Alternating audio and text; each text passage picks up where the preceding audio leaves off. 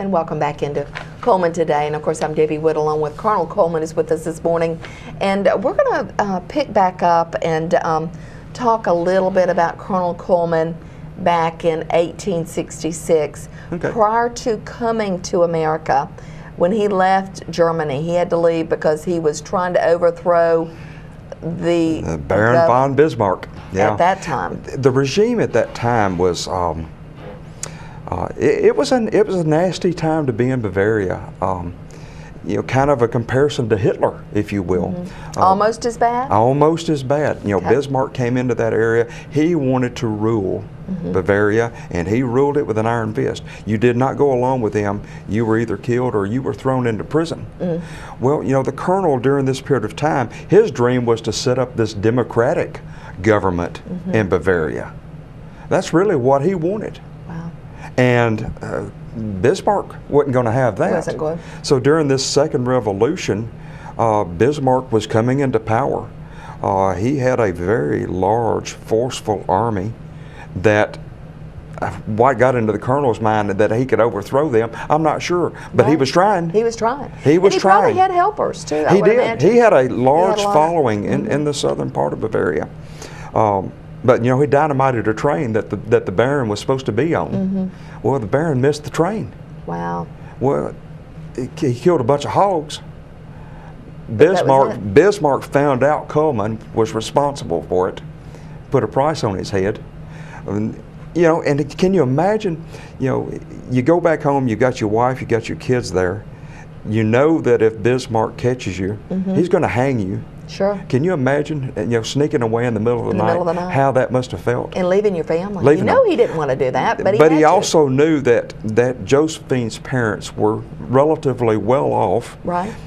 And they would take They care would of he kind of thought, okay, they'll leave her alone. You know, they really want me, Right. not them. Right. And did they? Did they leave her They and the pretty children well alone? left her and the Okay. children alone, yes. See, and then yes. he left from there and went to England and traveled. And the reason that he didn't want to come straight to America was because of the Civil War. That's right. The whole time that he was traveling around Europe, you know, he's still formulating this idea of this democratic government How am I gonna in do this? Bavaria. Civil War was going on in the United States. Right. He knew, well, everybody kept telling him, you know, democratic government wants you to go to America. Sure. He knew if he came during that period of time that foreigners were always put at the front of the line. Right. He had already fought 2 revolutions. He didn't want to the go there last again. thing he wanted to do was get in the middle of another war. And how old was he at that time? He was in his early 40s. Early 40s, so still The fairly late young. 40s is when he came to this country. He waited for the Civil War To end. Came to America around 1866. Then. Okay. You know, okay, it's all died down. Right. So he thought. Or so he thought. And came in, of course, came in through the north. Right. You know, we don't like to say it, but the North won. Yeah. Right. So, you know, what A lot of people say, well, they think they did. They think they did. And even in his travels up there, he still saw a lot of remnants of the war. Of the war. When he came to the South, a lot of people wouldn't even talk to him because he was a foreigner. Sure. Sure he was. So And even coming into then, his this timing community. was tough. And coming into the South like that, that had to be tough. And That's I got right. to ask this. I've read several different accounts about him, and some indicate that he was a thug, that he was sort of an outlaw kind of thing. Tell us about that. Let's say he was forceful. Okay. How's that? You know, when he came to the South, he was hired by the Louisville-Nashville Railroad. They owned the rights of the railroad, 15 miles each side. All through the South, there were squatters. They would come in, they would squat the land. It's ours, we own it. Well, that's not the way it works. And he was employed by the railroad. He was a forceful man. So he did what he did what felt he like had to do. And even then, there were a lot of skirmishes. You know, he was almost killed by a squatter. You know, there was a knife wound to the side Here of in his Cullman? head in Cullman Yeah, I had heard that he that. almost died from. Essentially, he got in a fight with a squatter. Isn't that something? Yeah. Well, and imagine if that squatter was originally from the South. Right. And here you've got someone like Colonel Cullman coming in from Germany. Telling you that you've got to leave your Exactly. land. Well, sure. The appearance was he was a thug. Exactly. And you know, it's so sad, really and truly, because the railroad comes in and takes over the land. And who was here before them? The Indians. The Indians. They That's were right. all over this community. Especially the Creek Indians. Yes, all down around Crane Hill and all over Cullman County. And that's really sad too, to think that they were run out, but and not taken care of. But so interesting. And remember, our museum is just a great place to go. Wealth of information. It is. I'd love to be able to visit Germany one of these days, and I can imagine the books, the history books over there with him in absolutely, it. I'm sure they teach all especially that. So. with his family there in Frankweiler, because they were very prominent there. Very prominent, yes. You know, and in Frankweiler, you know, they've kind of got a Cullman Square. Absolutely. And here we've got a Frankweiler fountain area. See, it's just really city. cool. Yeah. It really is. Well, let's talk a little bit. Of course, this is our 33rd annual Oktoberfest, and we do have a schedule of events. You can pick this up at the museum, probably other places around town. It will be scattered all over the place. Okay. I even carried them down to Birmingham and up to Huntsville. Dropped them off, Drop them off, but yeah, the schedule can be picked up at the museum. A lot of the local merchants downtown, you're going to have some here. Yes, absolutely. So, we're going to have some here all to give around out. Town. Yeah. And all this week we're going to be, you'll be seeing all kinds of, we're going to be introducing our Burgermeister this week. We're not going to tell you who it is until once the interview is completed. We're going to keep it a surprise. But I'd like to know, how is the Burgermeister chosen? Do you need to have a German heritage? You do not. The Burgermeister it's chosen by nomination. Let's call it that. For example, I was the Burgermeister in 2001. I was approached by someone in town and asked, would you consider being the Burgermeister? Right. So whoever you nominate, they have to accept that nomination. That nomination is then submitted to the Oktoberfest Executive Board in writing, and the Executive Board then submits that nomination to the Oktoberfest Committee. Okay. Now, we generally have several nominees. Right. 4, 5, sometimes 7, 8. Right, to choose and from. then the Oktoberfest Committee votes on who they would like to be Burgermeister. Okay, great. And once that vote is completed, then the winner of that vote is asked again, would you like to be our Burgermeister?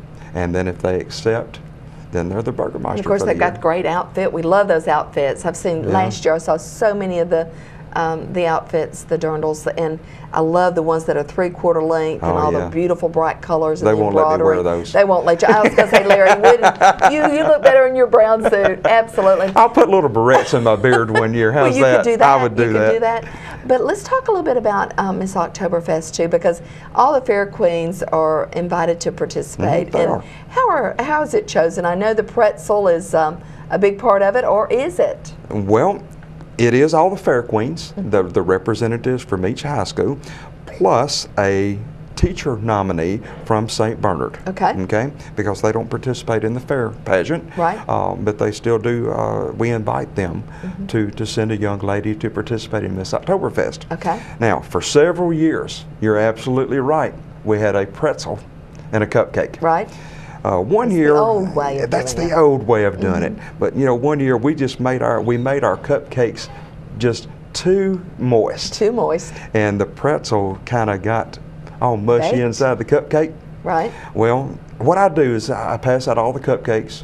I get the crowd into it, and I get them to count 1, 2, 3, take a big bite. Right. Well, all of them took a big bite, but nobody said anything. I said, okay, take another bite. Well, all of a sudden they've got this little bitty thing of cupcake left, and we don't know what happened to the pretzel. I love it. So Miss Elaine, she had to go down through there. She actually saw remnants of a pretzel. Okay, you're the winner. So wow.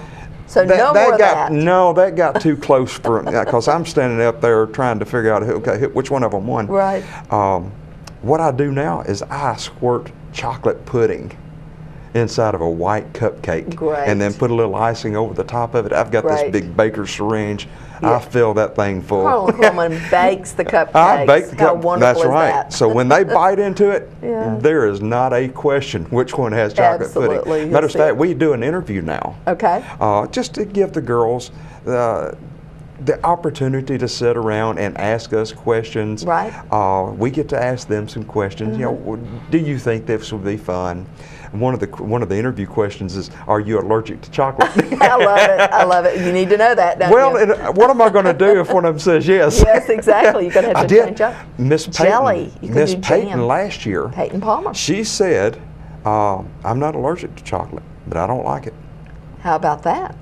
And that's very unusual. And her face was funny when she bit And into she it. got it. She got it. Peyton was our Yeah. Oktoberfest queen. Yeah. That is such a great, great fun stories. And you've got to participate in this, folks. If you get an opportunity, go to 1 or 2 or 3 different events. Sunday, October the 4th through Saturday, October the 11th. Well, you know, Great we're places actually to starting eat. Saturday. Yes. It's going Saturday to Saturday Yes. this year. Isn't that wonderful? Because with the car show and the opening ceremonies, Saturday, entertainment that night. Exactly. One of the things fun about the car show is there's a lot of German cars. Right.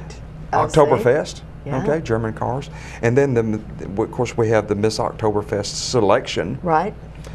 Sunday afternoon with a big fashion show. They get to dress up, and they're going to have such a big time. Oh, they will, won't they? They'll love that. And don't forget, now on Monday, St. John's always kicks it off with a great meal. If I can find that on Monday, let's see. Let's see here. St. John's Oktoberfest from 5 till 7. Yeah, we got St. John's Church. Okay. You know, we have dinners, I guess, about every night. Exactly. St. John's, then we've got CRMC dinner, what, Tuesday night? Tuesday night. Sacred Heart, always a big dinner. Absolutely. At the gym, Wednesday night.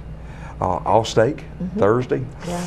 Always So good food. Always good. Love that German food. And then, what was it, Christ Lutheran, I guess, on Friday? Okay. All right. Oh, see. it's going to be great. And folks, if you can't participate, they have drive-throughs. Just pull up there and get your food and take it home with you. What you do is you Just run by enjoy. there, you eat, and Yeah. then you come to the fest hall and you dance the rest That's of the night. right, that's right. It makes you hungry again. Exactly. Go and do the chicken dance. If you don't do anything else, do That's that. right. That's Colonel, right. so good to see you. Always good to see you. Always good to see Colonel Cullman with us. And folks, you've got to go out and participate and enjoy some of these wonderful activities that are going on in our community. And we're talking about the 33rd anniversary. This is the 2014 Cullman Oktoberfest. right. Larry, thank you. Oh, you're welcome. Or Colonel, thank you. Yeah, I'm Colonel. I'm in my That's right. costume. You are Colonel, and we want to say thank you for tuning in today. We hope that you learned something. We hope you get out and enjoy the 2014 Cullman Oktoberfest. This is the 33rd anniversary. It'll run from Saturday to Saturday, an entire week. That'll be October the 4th through the 11th. That's right. And do you have a website? We do. CullmanOktoberfest.com. Okay, wonderful. Colonel Cullman, always so good to see you. And of course, folks, you got to get out and participate. Pick out 1 or 2 things that you want to attend. Pick up one of these things, or go every day. Go every day. Every day and every That's night. right. That's when it really makes it a lot of fun. We It always is. go and eat with the kids, and they enjoy it. So thank you so much, Colonel, You're welcome. for being with us this morning. Thank you for tuning in. Have a great day.